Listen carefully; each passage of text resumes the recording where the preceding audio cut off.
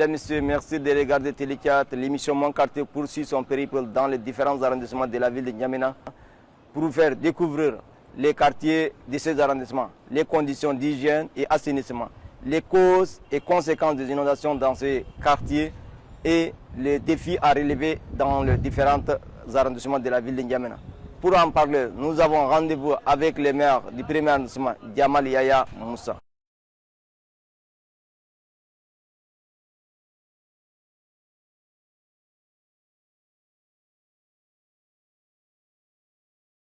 Mesdames, Messieurs, merci de regarder l'émission Mon Quartier. Aujourd'hui, nous avons le plaisir d'être reçus par le maire du premier arrondissement, Djamal Yaya. Bonjour, monsieur le maire. Bonjour. Comment allez-vous? Ça va. Bienvenue à l'émission Mon Quartier. Merci beaucoup. Soyez les bienvenus à la commune du premier arrondissement. Merci beaucoup. Comment va la commune du premier arrondissement du point de vue hygiène et assainissement? Dieu merci. À cette occasion, je remercie avant tout le Tout-Puissant qui nous a permis vraiment d'être aujourd'hui, discuter sur une question primordiale et essentielle. Et aussi l'effort du gouvernement, à leur tête les plus hautes autorités, le président de la République qui nous a vraiment donné beaucoup d'opportunités en matière de décentralisation et sa volonté à faire vraiment de la décentralisation une réalité dans ce pays. La question de l'hygiène et de l'assainissement, c'est la question centrale d'une collectivité territoriale décentralisée. C'est la mission principale.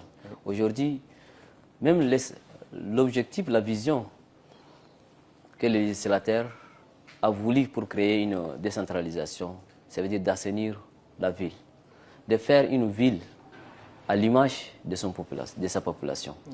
Raison pour laquelle nous avons, dès le premier jour de notre fonction, toute notre politique et orientation et notre vision a été centrée sur les questions essentielles qui sont l'assainissement et l'hygiène au niveau de la commune du premier arrondissement. Et nous avons commencé dès le départ à discuter avec tous les acteurs impliqués, la société civile, la jeunesse, les femmes.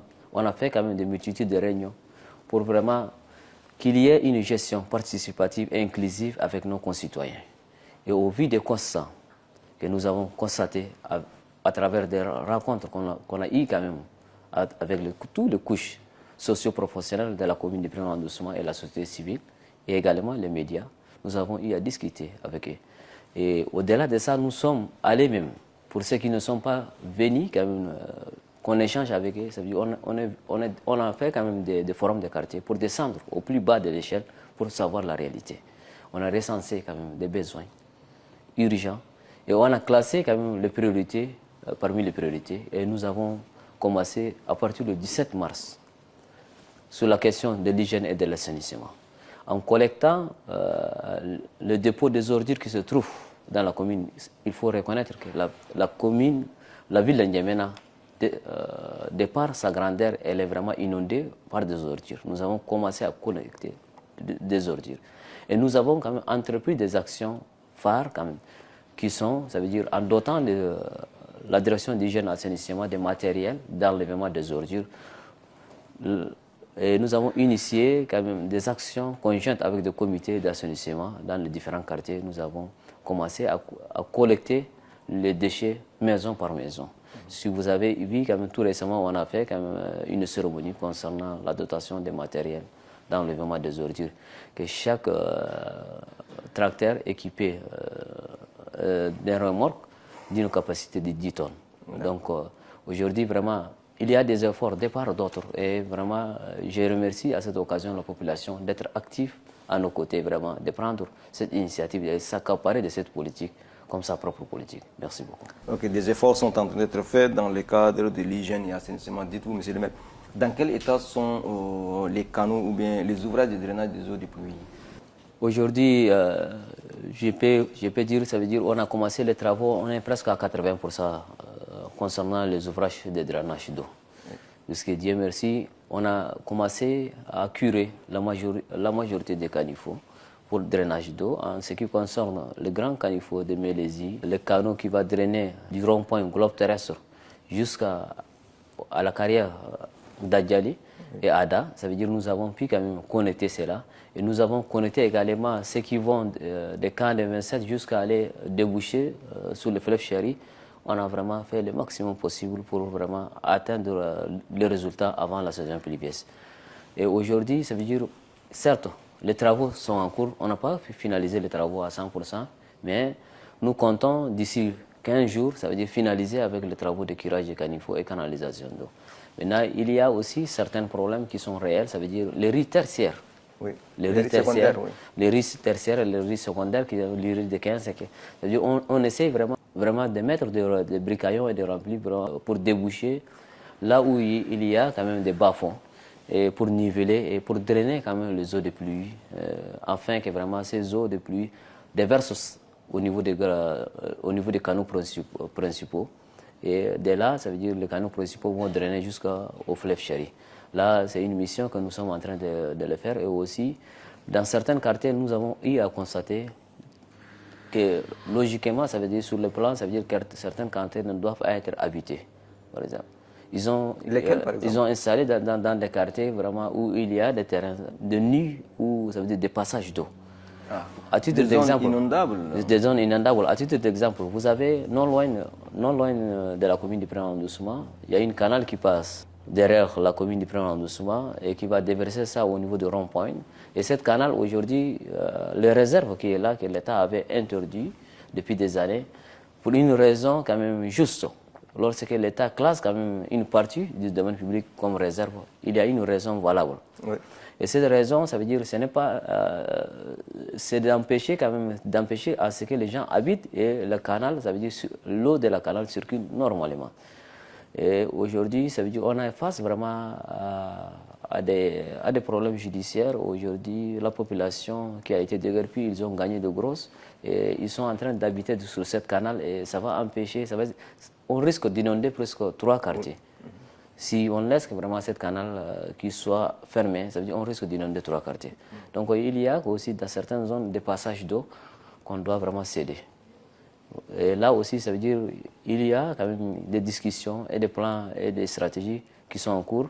Et on ne peut pas résoudre tous les problèmes en 3 mois, mais nous, dans notre vision, d'ici 1 année ou 2 ans, ça veut dire le problème des inondations et de drainage d'eau, on peut atteindre le maximum possible. Monsieur, vous avez eu peut-être à discuter avec ces habitants qui habitent le long ou bien sur le chemin de l'eau, des eaux de pluie.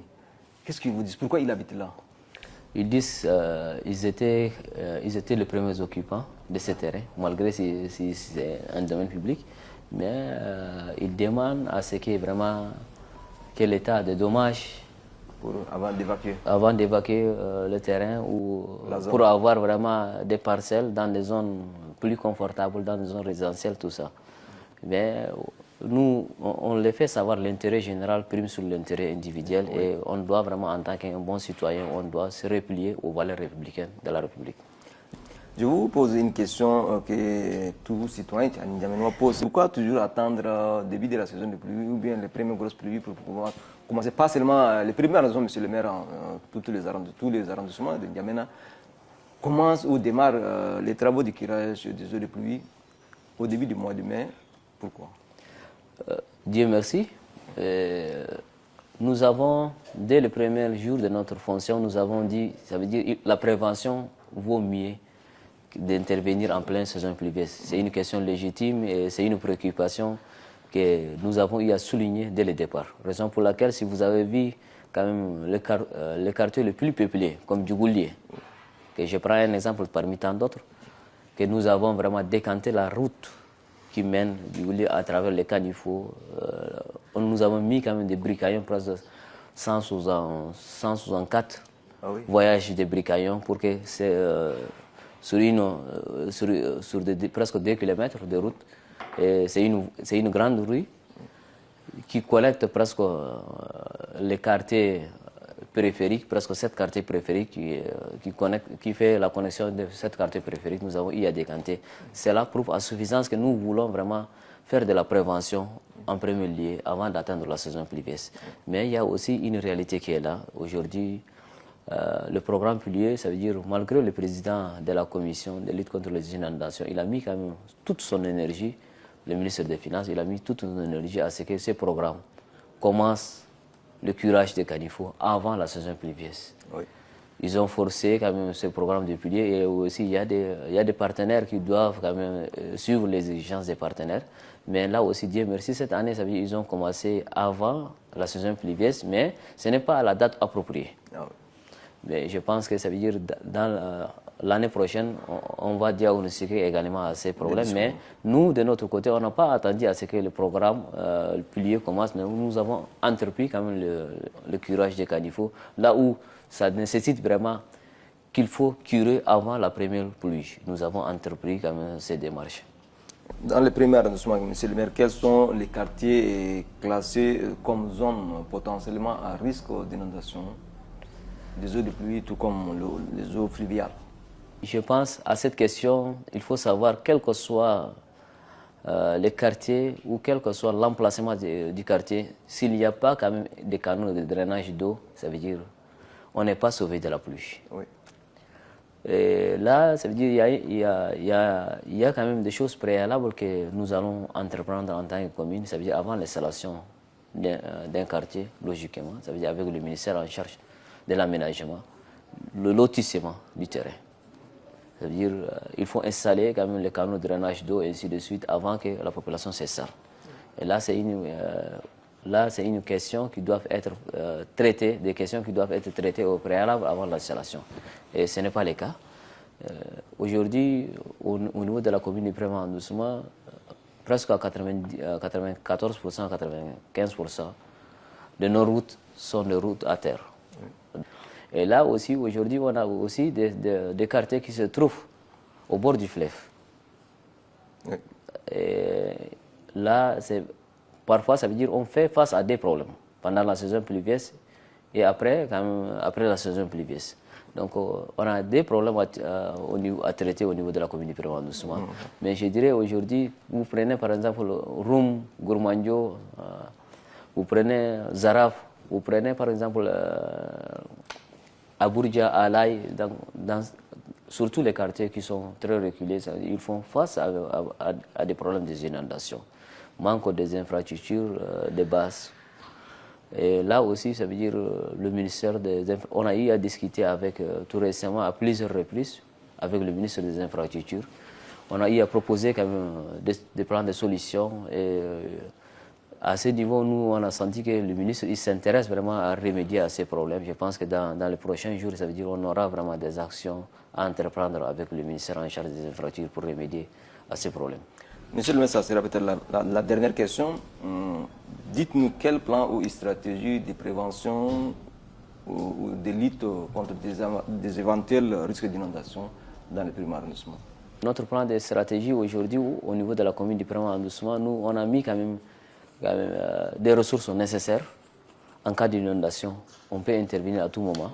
Ça veut dire, quand je parle des ressources nécessaires, je parle des hommes, des manœuvres, plus précisément, des partenaires avec qui, ça veut dire à tout moment, ça veut dire, ils peuvent intervenir. On a quand même fait des conventions des partenaires avec qui ils peuvent intervenir ensemble avec des engins de travaux pour décanter certaines situations. Et aussi, ça veut dire on a pris quand même des précautions concernant les zones qui sont très fragiles. Comment et quand est-ce qu'il faut les sauver? Avant qu'il y ait quand même les grosses pluies, il faut qu'on arrive à décanter le maximum pour éviter les risques. Donc on est en train de lutter à cela, mais n'empêche, nous avons gardé quand même des stratégies avec des ressources disponibles pour vraiment décanter, malgré quand même que nos moyens qui sont insuffisants. Et là, il y a aussi une réalité de la population. Nous faisons en telle sorte que la population de la commune du premier arrondissement, pendant la saison pluvieuse, ils peuvent vaguer normalement à leurs obligations, circuler convenablement. C'est ça notre objectif. Et nous voulons rassurer à travers votre média que toutes les préoccupations de la commune du premier arrondissement de la population de la commune du premier arrondissement seront prises en charge. Et bien évidemment, aujourd'hui, depuis le 17 mars jusqu'à nos jours, ça veut dire chaque jour que Dieu fait, ça veut dire si ce n'est pas le dimanche, les autres jours, on essaie de décanter presque 3 par journalier. 3 axes, 2 axes, 3 axes, 2 axes. On est en train de vraiment faire des travaux de grandes envergures. Mais aussi, ça veut dire qu'il faut la commune du premier arrondissement, il faut reconnaître que la commune du premier arrondissement, c'est une commune la plus vaste. Quel est votre mot de la fin à l'endroit de la population du premier arrondissement dans le cadre, bien entendu, de prévention des risques liés aux inondations et hygiène assainissement? Merci beaucoup. Avant tout, je remercie la population. Aujourd'hui, dès notre prise de contact avec des rencontres, avec des canaux de communication, surtout la relance de la FM Mandela et aussi la boîte à suggestions et aussi des forums de quartier, la population a compris notre vision et nous avons compris également la vision de la population. Aujourd'hui, on ne peut pas gérer une commune sans toutefois intégrer la vision de la population. Ça veut dire qu'on travaille sur la base de la vision de la population. C'est que les orientations de nos plus hautes autorités et la vision du gouvernement. Et aujourd'hui, la décentralisation, c'est l'implication de la population à tous les niveaux de décision. De la réflexion, de l'évaluation, de l'exécution jusqu'au suivi et évaluation, la population doit être impliquée. Maintenant, à ce niveau, ça veut dire nous présentons quand même tous nos remerciements à la population qui a vraiment été à notre côté pendant toutes ces phases. Et nous avons vraiment voulu avoir des ambitions fortes et la population avait crié quand même à notre ambition. Et aujourd'hui, on est en train d'aller dans ces perspectives.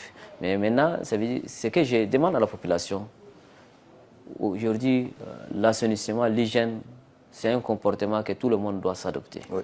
Et on est en pleine ville. Et là aussi, nous avons vraiment, avec eux, et en commun accord, nous avons voulu que ça soit un programme sur le zéro déchet dans la commune de Provence d'ici une année. Et c'est un programme ambitieux et réaliste si chacun de nous met la volonté. Le fait de garder les poubelles chez eux et la mairie passera maison par maison récupérer, je pense que c'est l'idéal qu'on peut le faire. Au lieu de jeter dans la rue, nous voulons que la population adopte ce comportement. Et là, la première chose. Deuxième des choses, ça veut dire à tous nos responsables.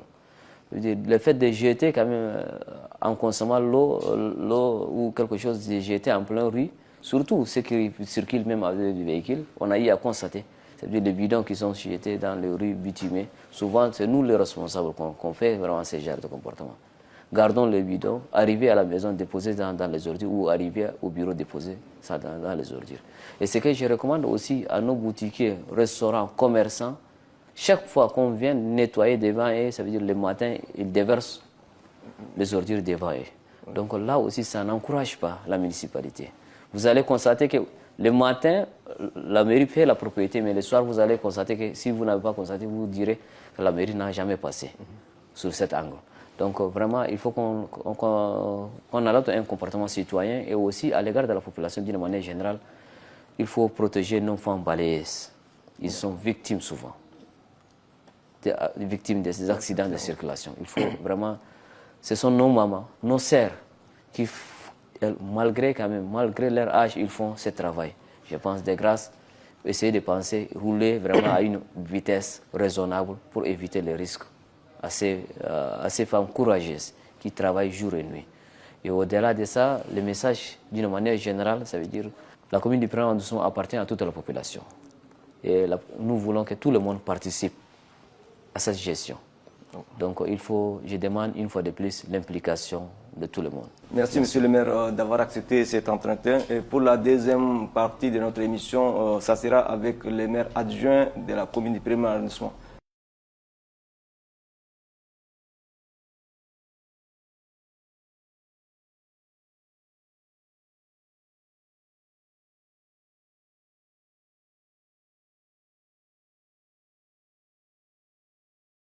Mesdames, Messieurs, après notre entretien avec le maire du premier arrondissement, dans son bureau, voilà, nous entamons notre première étape de la visite guidée avec le maire adjoint Mohamed Hassan Mohamed, entouré de son staff. Et nous sommes arrivés ici au canal Coqueville, et plus précisément dans Majorio. Et vous voyez dans quel état c'est le canal. Donc moi je vous explique comme vous le voyez. Voilà, la caméra peut voir. Et puis il y a aussi des habitations tout autour, comme avait souligné le maire lors de l'entretien. Mais je ne vous en dis pas plus, je vais demander au maire adjoint Mohamed Hassana de nous situer comment ils trouvent ces canaux, est-ce que ça a été curé récemment, je ne sais pas. No comment, monsieur le maire. Allez, na fi commune na premier arrondissement. Donc, 16 mars. اجتمعنا وخطينا 3 نقاط عمل.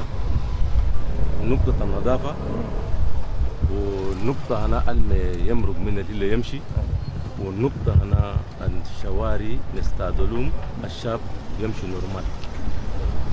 ونبدو هسه هنا بالقناة لا يقوم من ماجوري يمشي كوكفيل يشق كوكفيل يمشي زرف يمشي الجالي كارير هنا جالي المي كل اللي يقوتنا ده يشيل الشارع ده يفوت يمشي فيه كارير هنا الجالي تقريبا 5 كيلومتر للجاري ده عشان ده بريمي اكتيفيتي هنا عشان المي يمرق من الليله ده بدينا بده.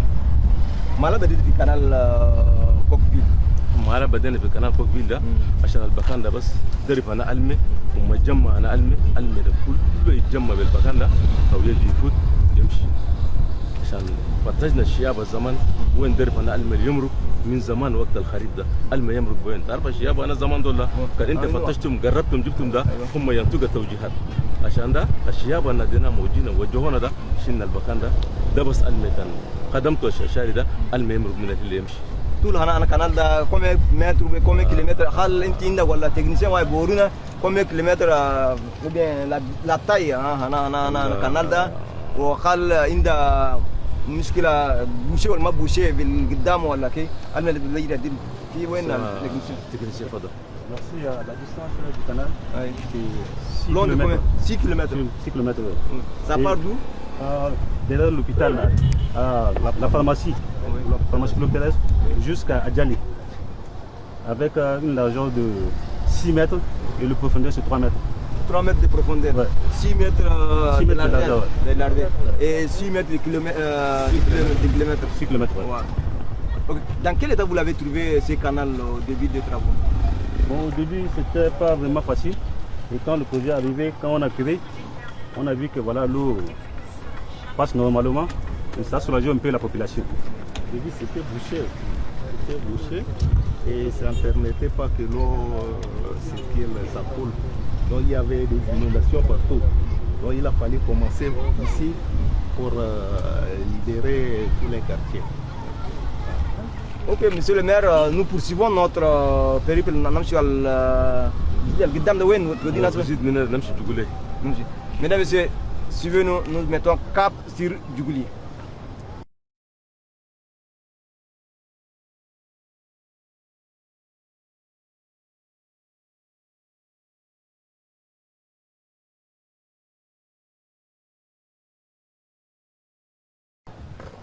Nous sommes ici à l'intersection entre Majuro 3 et 4. Comme vous voyez derrière nous, des tonnes de voyages de sable disposés tout au long de la rue pour le nivellement, bien entendu, bien sûr pour cette année de saison de pluie. Je ne sais pas quand est-ce qu'ils vont commencer les travaux, et puisque là les sables sont déposés là pendant combien de jours, je ne sais pas. Ça. Vous voyez les véhicules font des déviations de gauche à droite. Je vais demander à monsieur le maire Mohamed Hassan Mohamed, maire adjoint de la commune du premier arrondissement, bien entendu, qui va nous expliquer quand est-ce que les travaux de nivellement commenceront pour vraiment dégager ces sables pour que les gens puissent circuler librement et que des éventuelles inondations ne pas entraîner des dégâts aux populations, tout comme aux riverains. أنا في commune أنا premier arrondissement نزلت شوفهم دول تكنيسي كل ما صباح جينا ده اجتمعوا كيف نسوي الشارع اللي هسه قاعد تشوفوه ده عند 1 كيلومتر و600 متر عند 1 كيلومتر و600 عند 1 كيلو 600 1 كيلو 600 من ليسي أنا موازي 2 كيلومتر موازي 2 كيلومتر يجي يمشي تم في عرب كونترا والسابل ده بدينا أمس 3 جور ده الشارع ده تقريبا من 100 وفوق رامبلي أنا ترى بدنا نصبه ونبلي ساقنا قاعد بري نبلي ونمشي قدام asa badene be côté là dina entre majoro 2 majoro 3 et majoro 4 نكملوا بعد نمشي في أمسنين مرنا من أمسنين نمشي كي بس أنينا ماشيين كل دايرين سكاننا بريمار سمادا يكونوا مرتاحين سكاننا بريمار سمادا يلقوا درب يدسوا مال بريمار سما ويقبلهم في بيوتهم بالسلامة في وقت الخريف. Merci mesdames, messieurs de regarder Télé4 et l'émission Mon Quartier. Voilà, je vous rappelle que nous sommes accompagnés aujourd'hui pour cette visite guidée dans le premier arrondissement par le maire adjoint de la dite commune, Mohamed Hassan Mohamed et son staff. Vivement à lundi prochain.